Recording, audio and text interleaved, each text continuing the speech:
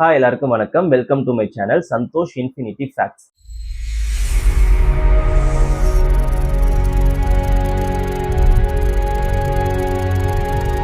இதுக்கு முன்னாடி என்ன வீடியோ பார்த்தோம்னா ஸ்கோபெக்ஸ் ப்ராஜெக்ட்னா என்ன, ஹெயில் ஸ்டோன் அது அப்படின்னா என்ன, ரெண்டுத்துக்கும் தொடர்பு இருக்கா அப்படின்னு சொல்லிட்டு ஒரு வீடியோ போட்டிருப்பேன். அதை பார்க்கணும்னு நினைச்சீங்கன்னா போய் பார்த்துட்டு வந்துருங்க. சரியா? இன்னைக்கு ஒரு முக்கியமான டாப்பிக்கை டிஸ்கஸ் பண்ண போறோம். அதாவது நீங்க நியூஸ் சேனலை ஓபன் பண்ணீங்க அப்படின்னா இந்த இடத்த பத்தி பேசாத நியூஸ் சேனலே இருக்காது. அப்படி என்ன இடம்னா இப்போ உங்களுக்கு கெஸ் பண்ணிருப்பீங்க, அது என்ன இடம்னா ஸ்ட்ரெய்ட் ஆஃப் ஹார்மோஸ். இந்த ஸ்ட்ரெய்ட் ஆஃப் ஹார்மோஸையும் அவ்வளோ முக்கியமான ஒரு இடமா இருக்கு. இந்த ஸ்ட்ரெய்ட் ஆஃப் ஹார்மோஸ் மூடுறதுனால இந்தியா, பாகிஸ்தான், ஸ்ரீலங்கா, இன்னும் குட்டி குட்டி தெற்காசிய நாடுகள் மிகப்பெரிய எனர்ஜி கிரைசிஸ் சந்திக்க போறாங்கன்னா நீங்க நம்புவீங்களா? எஸ், மிகப்பெரிய லாக்டவுனையும் சந்திக்க போறாங்க இந்த எனர்ஜி கிரைசிஸ்னால. இப்படிலாம் நடக்கக்கூடாதுன்னு நம்ம நம்புவோம். சரியா? ஓகே, இந்த ஸ்ட்ரெய்ட் ஆஃப் ஹார்மோஸையும் அந்த அளவுக்கு முக்கியத்துவம் வாய்ந்ததா இருக்கு. நம்ம இதை பத்தி தான் கம்ப்ளீட்டா பார்க்க போறோம். ஓகே, ஸ்ட்ரெய்ட் ஆஃப் ஹார்மோஸை பத்தி ஃபர்ஸ்ட் தெரிஞ்சுப்போம். அது என்ன ஒரு பிளேஸ் ஃபர்ஸ்ட் தெரிஞ்சுக்கிட்டா அதோட முக்கியத்துவத்தை உங்களுக்கு ஆட்டோமேட்டிக்கா புரிஞ்சிடும். சரியா? ஸ்ட்ரெய்ட் ஆஃப் ஹார்மோஸ்ன்றது ஹார்மோஸ்ன்றது அந்த லேண்டோடைய பேரு. ஸ்ட்ரெய்ட்ன்றது ஒரு ஜாகிரபிக்கல் டேர்ம். ஓகேவா? ஸ்ட்ரெய்ட்னா தமிழ்ல என்ன அப்படின்னா நீரணை அப்படின்னு சொல்லுவாங்க. நீரணை அப்படின்னா ரெண்டு லேண்டையும் பிரிக்கும், ரெண்டு நீரையும் இணைக்கும். அதாவது it connects two seas and separate the two lands. பாருங்க, இப்போ ஸ்ட்ரெய்ட் ஆஃப் ஹார்மோஸ் எடுத்துக்கோங்க. அது கல்ஃப் ஆஃப் ஓமனையும் பெர்ஷியன் கல்ஃப்ன்ற ரெண்டு நீரையும் இணைக்குது. ஓகேவா? அதே போல ஈரானையும் ஓமனையும் பிரிக்குது. இது இந்த ஸ்ட்ரெய்ட் ஆஃப் ஹார்மோஸ். அப்படிப்பட்ட இடத்தை தான் நம்ம என்ன சொல்றோம் அப்படின்னா ஸ்ட்ரெய்ட் அப்படின்ட்டு சொல்றோம். இது போல இன்னொரு எக்ஸாம்பிள் இருக்கு. அப்படியே இமேஜ் அப்படியே போட்டுட்டே இருக்கு, அப்படியே பாத்துக்கோங்க. சரியா? அப்படியே இன்னொரு ஸ்டேட் இருக்கு. அப்படியே நம்ம இந்தியா பக்கம் வந்தீங்கன்னா மலாக்கா ஸ்டேட் அப்படின்ட்டு ஒண்ணு இருக்கு. சரியா? அதாவது அந்தமான் நிக்கோபார் பக்கத்துல வரும். இது அப்படியே இமேஜ் பார்த்துக்கோங்க. இந்த மலாக்கா ஸ்டேட் அதே போலதான் ரெண்டு நீரையும் இணைக்குது. எந்தெந்த நீரு? பே ஆஃப் பெங்காலையும் பசிபிக் ஓஷனையும் இணைக்குது, ரெண்டு லேண்டை பிரிக்குது. எந்த லேண்டு பிரிக்குது?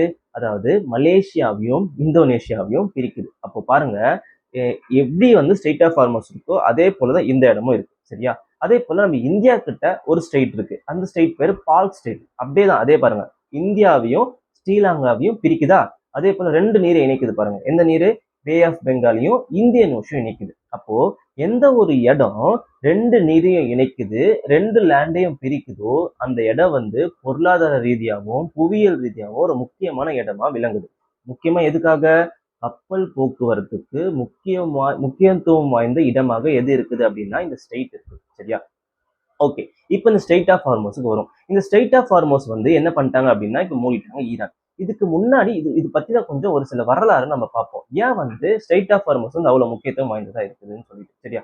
இப்போ இந்த ஸ்ட்ரெய்ட் ஆஃப் ஹார்மோஸை விட்டா நம்மளுக்கு வேற ரூட்டே கிடையாதா? வேற எந்த ஒரு இடத்தையும் வேற ஒரு எந்த ஒரு இடம் வழியாவும் நம்ம போக முடியாதுன்னா ஆமாங்க, கண்டிப்பா போக முடியாது. இந்த வழியை விட்டா நீங்க மேல போய் கொஞ்சம் பாருங்க. அப்படியே நான் இந்தியா மேப், அதாவது வேர்ல்டு மேப்பை நான் காட்டுறேன். அப்படியே பாருங்க, மேல பாத்தீங்கன்னா எந்த ஒரு ரூட்டுமே கிடையாது. Full and full land route தான் இருக்கு. பாத்தீங்களா? அப்போ கம்பேர் டு அதர் டிரான்ஸ்போர்ட், வார்ன்ற பாருங்க, ஷிப் டிரான்ஸ்போர்ட் மட்டும்தான் நமக்கு ரொம்ப சீப்பஸ்ட் டிரான்ஸ்போர்ட். சரியா? நம்மளுக்கு லேண்ட் டிரான்ஸ்போர்ட் இருக்கு, ஏர் டிரான்ஸ்போர்ட் இருக்கு, இந்த மாதிரி சி டிரான்ஸ்போர்ட் இருக்கு. கம்பேரிட்டிவ்லி மற்ற டிரான்ஸ்போர்டேஷனை காட்டிலும் நமக்கு ஷிப் டிரான்ஸ்போர்ட் தான் நமக்கு மிகப்பெரிய சீப்பஸ்ட் டிரான்ஸ்போர்ட். சரியா? அதனாலதான் நம்ம இந்த ஸ்ட்ரெய்ட் ஆஃப் ஹார்மோஸ் வழியா நம்ம கப்பல் போக்குவரத்தை நம்ம அதிகமா தொடர்றோம். சரியா? இப்போ கொஞ்சம் வரலாற்றை பேசலாமா? இப்போ அப்படியே சவுத்துல நீங்க பாத்தீங்க அப்படின்னா அந்த வழியாவும் நம்ம சுத்திட்டு தான் வர முடியும். இந்த மாதிரி சீப்பான ஷார்டஸ்ட் ரூட்டா நம்ம வர முடியாது. அப்படியே நீங்க தெற்குல பாருங்க, தெற்குல இருக்கிற வேர்ல்டு மேப் அப்படியே காட்டுற பாருங்க. நீங்க கேட்கலாம், அப்ப நார்த்ல இடம் இல்லைன்னா அப்ப சவுத்துல வரலாமே அப்படின்னு கேட்கலாம். ஆனா சவுத்துல பாருங்க, அது சுத்திக்கிட்டு வர மிகப்பெரிய ஒரு லாங்கஸ்ட் ரூட்டா இருக்கு. ஆனா அப்போ கம்பேர் டு நார்த் சவுத் சென்டர்ல இருக்கிற, அதாவது மிடில் ஈஸ்ட்ல இருக்கக்கூடிய இந்த ஸ்ட்ரெய்ட் ஆஃப் ஹார்மோஸ் தான் சீப்பஸ்ட் ரூட்டா இருக்குது. அதனாலதான் வரலாற்றுல சிந்து சமவெளி, அதாவது இண்டஸ் வேலி சிவிலைசேஷன் நீங்க கேள்விப்பட்டிருப்பீங்க இல்லையா? இண்டஸ் வேலி சிவிலைசேஷனும் மெசபடோமியன் சிவிலைசேஷனும், அதாவது மெசபடோமியன் சிவிலைசேஷன் என்றது வரலாற்றை கொஞ்சம் பேசுறேன். சரியா? மெசபடோமியன் சிவிலைசேஷன் இப்ப இருக்கிற ஈரான் பகுதி தான் மெசபடோமியன் சிவிலைசேஷனா இருந்திருக்கிறாங்க. அப்போ அதாவது பல 3000 ஆண்டுகளுக்கு பிசி 3000 பிசிக்கு முன்னாடியே இந்த மெசபடோமியன் சிவிலைசேஷனும் இண்டஸ் வேலி சிவிலைசேஷனும் இந்த ஸ்ட்ரெய்ட் ஆஃப் ஹார்மோஸ் வழியா தான் வர்த்தகம் பண்ணியிருக்காங்க. என்ன வர்த்தகம் அப்படின்னா அப்போ ஸ்பைஸ் ப்ராடக்ட்லாம், அதாவது கார வகைகள்லாம் என்ன இந்தியால இருந்து ரொம்ப முக்கியத்துவம் வாய்ந்ததா இருந்திருக்கு. கார வகைகள்லாம் இந்தியால இருந்து மெசபடோமியனுக்கும், மெசபடோமியன்ல இருந்து இந்தியாவுக்கும் இது வர்த்தகம் பண்ணிட்டு இருக்காங்க. அது மட்டும் இல்லாம நிறைய பொருட்கள் இந்த வழியா தான் வியாபாரம் பண்ணிட்டு இருக்காங்க. இதை தெரிஞ்ச இப்ப வந்து ஈரான் கண்ட்ரோல் பண்ணிட்டு இருக்காங்க இல்லையா, ஈரான் மட்டும் தான் இப்ப கண்ட்ரோல் பண்ணா, இதுக்கு முன்னாடி யாரும் கண்ட்ரோல் பண்ணது இல்லையா? எஸ், கண்ட்ரோல் பண்ணிருக்காங்க. போர்ச்சுகீஸ் இருக்காங்க இல்லையா, அந்த போர்ச்சுகீஸை சேர்ந்த ஒரு கவர்னர் ஆல்பர்க்யூ அப்படின்றவர் ஒரு பேரு.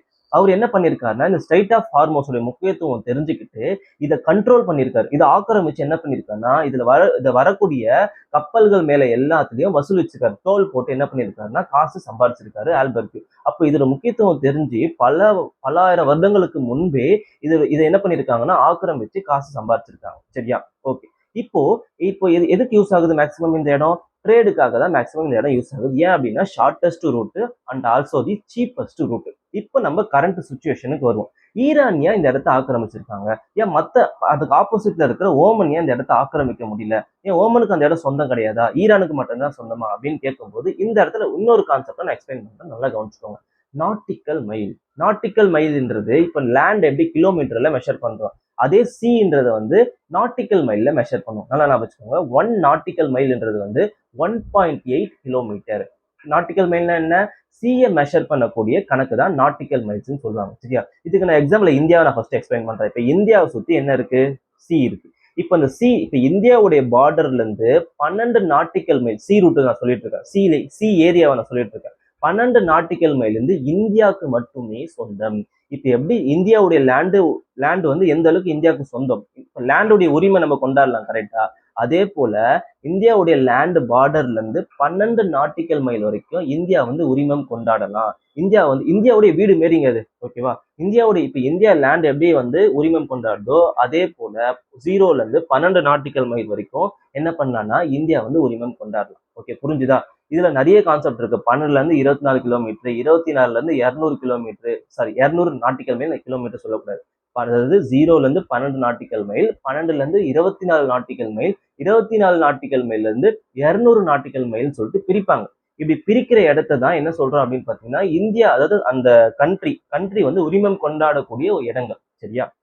அதெல்லாம் நான் எக்ஸ்பிளைன் பண்ண விரும்பல. ஃபர்ஸ்ட் இந்த 0 to 12 நாட்டிக்கல் மைல் மட்டும் தெரிஞ்சுக்கோங்க. சரியா? அது வேணும்னா நான் வேற வீடியோல கூட எக்ஸ்பிளைன் பண்றேன். சரி, ஓகே. அப்ப இந்த 12 நாட்டிக்கல் மைல் வரைக்கும் ஒரு நாடு வந்து என்ன பண்ணலாம்? ஃபுல் சாவரிங் ரைட்ஸ் எடுக்கலாம், அதாவது முழுமையா உரிமம் கொண்டாடலாம். கரெக்ட் தானே? அப்ப அதே போல இந்த ஸ்ட்ரைட் ஆஃப் ஹார்மோஸை உரிமம் கொண்டாடலாம்ல. ஏன் ஈரான் மட்டும்தான் உரிமம் கொண்டாடணுமா? இங்கதான் பிரச்சனை ஸ்டார்ட் ஆகுது. சரியா? இப்போ நான் ஒரு இமேஜ் காட்டுறேன் பாருங்க. அது ஒரு ஐலாண்டு அந்த இமேஜில் தெரிஞ்ச ஒரு ஐலாண்டு, அந்த ஐலாண்டுல இருந்து ஓமன் வரைக்கும் இருக்கக்கூடிய பார்டர் வந்து வெறும் 21 நாட்டிக்கல் மைல் தான். ஓகே, எத்தனை நாட்டிக்கல் மைல்? 21 நாட்டிக்கல். லைன் போட்டு காட்டுற பாருங்க. அந்த ஐலாண்டு வந்து ஈரானுக்கு சொந்தம், அது நீஷம் ஐலாண்டுன்னு சொல்லுவாங்க. அதை அந்த ஐலாண்டுல இருந்து ஓமன் வரைக்கும் எத்தனை நாட்டிக்கல் மைல் இருக்கு? வெறும் 21 நாட்டிக்கல் மைல் தான் இருக்கு. அப்போ ஓமன்ல இருந்து 12 இப்போ ஓமனுடைய பார்டர்ல இருந்து 12 நாட்டிக்கல் மைல் வந்து ஓமனுக்கு சொந்தம். ஈரானுடைய பார்டர்ல இருந்து 12 நாட்டிக்கல் மைல் வந்து ஈரானுக்கு சொந்தம். அப்போ அந்த ஐலாண்டுல இருந்து ஓமன் வரைக்கும் எவ்வளவு நாட்டிக்கல் மைல்ஸ் தான் இருக்கு? வெறும் 21 நாட்டிக்கல் மைல்ஸ் தான் இருக்கு. அப்ப 12 நம்ம பிரிக்கும் போது என்ன ஆகுது? ஓவர்லேப் ஆயிடுது. இங்கதாங்க பிரச்சனையே ஸ்டார்ட் ஆகுது. அப்போ ஈரான் வந்து என்ன பண்ணிடுறாங்க? அந்த வழியா ஒரு கப்பல் போக்குவரத்து போனாலுமே ஈரான் வந்து என்ன பண்றாங்க? அந்த ஓமன் ஒட்டி இருக்கக்கூடிய இடத்த கூட ஈரான் கிளைம் பண்றாங்க. புரியுதுங்களா? அதனாலதான் வந்து கப்பல் வந்து அந்த ஸ்ட்ரைட் ஆஃப் ஹார்மோஸ் வழியா போக முடியாம ஈரான் வந்து தடுக்கிறாங்க. இன்கேஸ் அப்ப நீங்க கேட்கலாம், டவுட் வரலாம், அப்போ ஓமனை ஒட்டி போலாமே அப்படின்னு சொல்லிட்டு கேட்கலாம். அப்படி போனாலும் கூட அந்த ஐலாண்ட்ல இருந்து அவங்க அட்டாக் பண்றாங்க. ரொம்ப நியர்பையா இருக்கு. புரியுதுங்களா? அந்த ஐலாண்ட் எல்லாம் இமேஜின் பண்ணிக்கோங்க. அந்த ஐலாண்ட்ல இருந்து ஜஸ்ட் வெறும் 10 நாட்டிக்கல் மைல் தூரம் தான் இருக்கு. அப்ப 10 நாட்டிக்கல் மைல் தூரம் இருக்கிறதுனால ஈஸியா அட்டாக் பண்ணக்கூடிய சுச்சுவேஷன் ஏற்படுறதுனால கப்பல் வந்து அந்த ஸ்ட்ரைட் ஆஃப் ஹார்மோஸ் வழியா போறதை வந்து என்ன ஆகுதுன்னு பாத்தீங்கன்னா போக முடியாம தடுத்துடுறாங்க, ஈரான் தடுக்கிறாங்க. சரியா? சோ அதனாலதான் இந்த இடத்த தடுக்கிறதுனால ஈரான் மட்டும் பாதிக்கப்படல, எல்லா உலக நாடுகளும் பாதிக்கப்படுது. முக்கியமா இந்த பக்கம் இருக்கிறாங்க இல்லையா, இந்த ஸ்ட்ரைட் ஆஃப் ஹார்மோஸால பயனடையக்கூடிய நாடுகள் வந்து அதிகமா பாதிக்கப்படுறாங்க. இப்ப சொல்றாங்க, இப்ப வந்து அனுமதிக்கிறாங்க, இந்தியாவுடைய கப்பலை வந்து ஈரான் அனுமதிக்கிறாங்கன்னு சொல்லிட்டு பேசிட்டு இருக்கிறாங்க. பட் எல்லா கப்பலையும் அனுமதிக்கல, ஒரு சில கப்பல்களை தான் அனுமதிக்கிறாங்க. இன்கேஸ் இந்த வழியா போகக்கூடிய கப்பல்ல வந்து டோல் வந்து வசூலிக்கலாம்னு சொல்லிட்டு முடிவு எடுத்தாங்க அப்படின்னா அது மிகப்பெரிய எக்கனாமிக்கலா நம்ம வந்து நிறைய ஃபேஸ் பண்ண வேண்டியிருக்கும் இந்தியா. சரியா? இப்போ உங்களுக்கு புரிஞ்சிருக்கும்னு நினைக்கிறேன். ஸ்டேட்னா என்னன்னு தெரிஞ்சிருக்கும், அது வரலாற்று ரீதியா அது முக்கியத்துவம் என்னன்னு தெரிஞ்சிருக்கும். அது மட்டும் இல்லாம ஏன் வந்து ஈரான் மட்டும் அதை வந்து கண்ட்ரோல் பண்ண ட்ரை பண்றாங்க அப்படின்னு சொல்லிட்டு உங்களுக்கு புரிஞ்சிருக்கும் நினைக்கிறேன். ஏதாவது டவுட் இருந்தா கமெண்ட்ல கேளுங்க, நான் எக்ஸ்பிளைன் பண்றேன். தேங்க்யூ, பாய். நெக்ஸ்ட் வீடியோல சந்திப்போம்.